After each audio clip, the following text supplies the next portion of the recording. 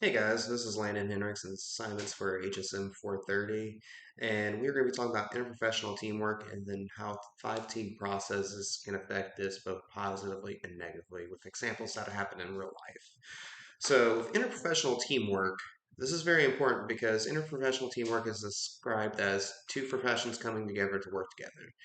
Now, this interprofessional teamwork builds collaboration, which in turn can also help overcome certain things in healthcare.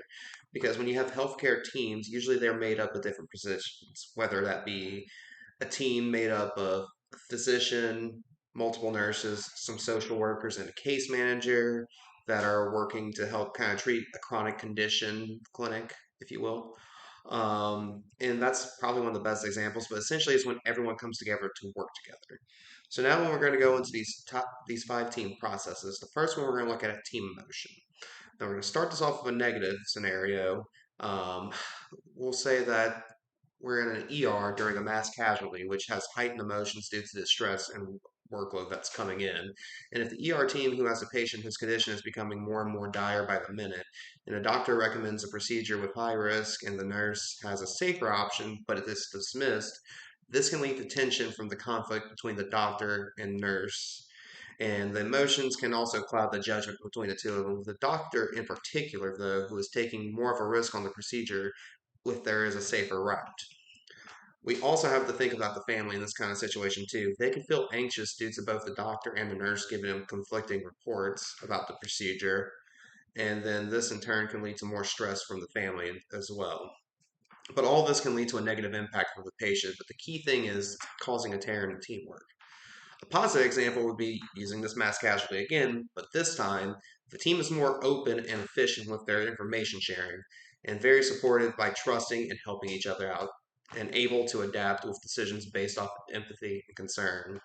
And then we go back to the family again. The family is relieved of stress because the team would be more compassionate with their interactions and very thorough. That way, kind of helping them alleviate any stress possible to make sure that their loved one is taken care of. This overall improves patient care and enhances the overall performance of the team going through mass casualty. The next thing we're going to look at is trust. So we're going to start off with a negative scenario again on trust, with this being a healthcare team that consists of doctors, nurses, pharmacists, and social workers whose job it is to treat patients who suffer from chronic conditions. But a lack of trust lingers throughout the workspace due to doctors withholding information from nurses, which can lead to very important missed details, which in turn could lead to bad patient care. Now, another thing to look at is missed warnings. An example of this would be if a pharmacist hesitates to raise concern about a potential drug interaction that could be adverse from a provider, just because they don't trust them, this can lead to harm to the patient as well. Um, and the biggest thing out of this we can take away is blame culture. If there's a lack of trust, blame culture is very prevalent with this because instead of solving the problems at hand, it's more of a blame game, deciding who gets the blame for what's going wrong rather than helping the patients out. And this can lead to patient suffering and low morale within the workplace. Overall, this jeopardizes the quality of care and has very negative effects not only for the patients, but the workers as well. Now, for a positive one, well, let's take this here. We're going to take the same healthcare team, but instead of all the negative stuff that I just mentioned, they rely on trust to aid with the success of the team by making informed decisions by trusting each other's expertise and openly discussing treatment options, which fosters more of a comprehensive, patient centered approach. Which leads to very effective decisions. Trust can also enable quick adjustments to treatment plans if a patient's condition shifts unexpectedly, whether that be for good or bad. This trust within the team can help make sure that everything is transparent, and they can also rely on the skills and judgment between each other. Now, the communication aspect is very key here too. With regular updates to make sure that everyone is caught up and well informed, this also prevents any kind of misunderstandings because there is transparency within the team as well. Finally, this trust builds strong relationships, which can enhance collaborations within the team and can anticipate any needs and work harmoniously to help lead to improved patient outcomes and optimize teamwork. Now we're going to go into respect. So, going again with another negative scenario, we'll take we're going to go into a clinic setting where we have a new physician who just came out of med school. He is showing increased amounts of disrespect towards his colleagues by dismissing his nurses' input, disregarding any case managers, and questioning his pharmacist's choice in medications. This lack of respect that he's showing can lead to communication breakdowns between team members due to the doctor blatantly ignoring them, which can have a negative impact on patient care as well. This also cuts out valuable insights from the team, which can limit holistic care and reduce the team's engagement due to negativity that also can lead to trouble hiring people and keeping people on board because people want to leave the negative work environment.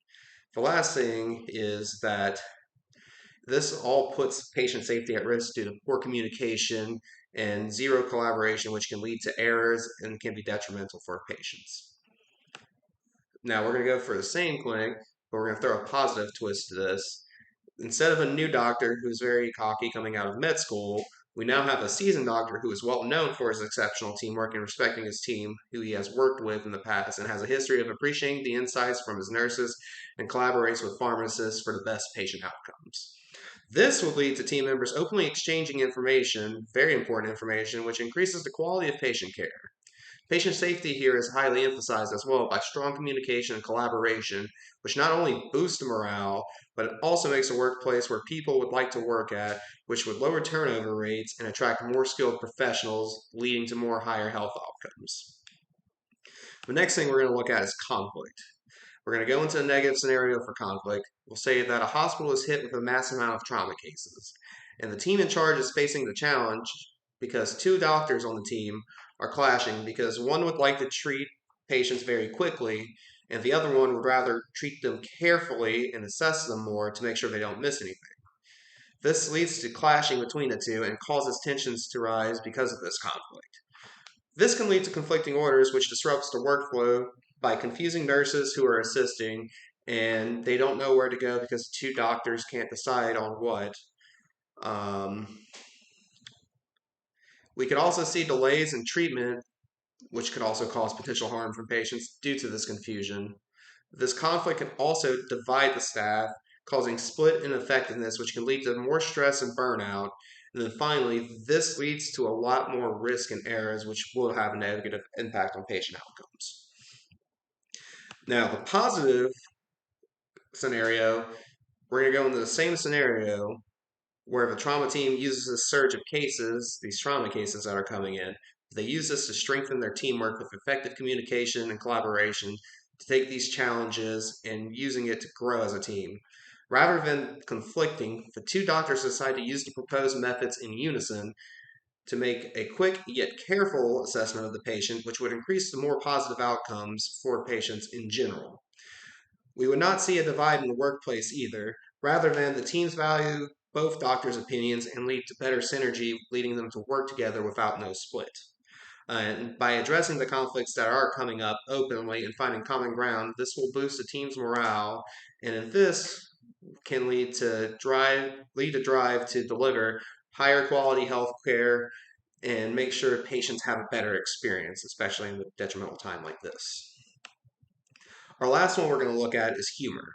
Now, a negative scenario for humor would be we're in a post surgery ward. The care team, consisting of an internist and a nurse, are responding to a code blue. And during this emergency, a nurse tries to ease the stress by making jokes. However, very few laugh at the jokes, and most of the team think that this is very insensitive given the dire situation at hand, and causes a division between the few that did laugh and those who didn't. This joke can also The joke can distract focus from the task at hand and can hamper any kind of decision making. The joke can also be very offensive given the time that it's happening and very unprofessional, which in turn can deteriorate trust from the team. We also have to think too on that in the medical surge ward, if the patient's there, if the patient's family is there while they're recovering, and this joke is made during a serious time, this really damages that team's reputation, and they cannot be taken seriously, and more reports will probably be put in on them. Now we're going to take this same situation, but we're going to make it positive for the next scenario.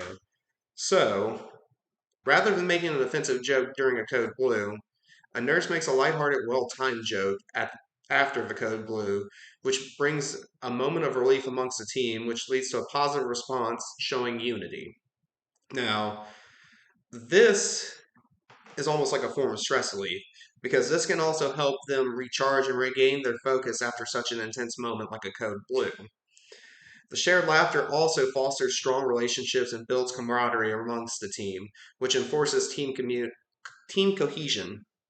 We also have to remember too that positive humor can open up communication channels, which further encourages idea sharing and empathy. So at the end of this, it's very important to know how these can affect inter. It's very important to see how these affect interprofessional teamwork. And these examples, both positive and negative, have massive impacts on it.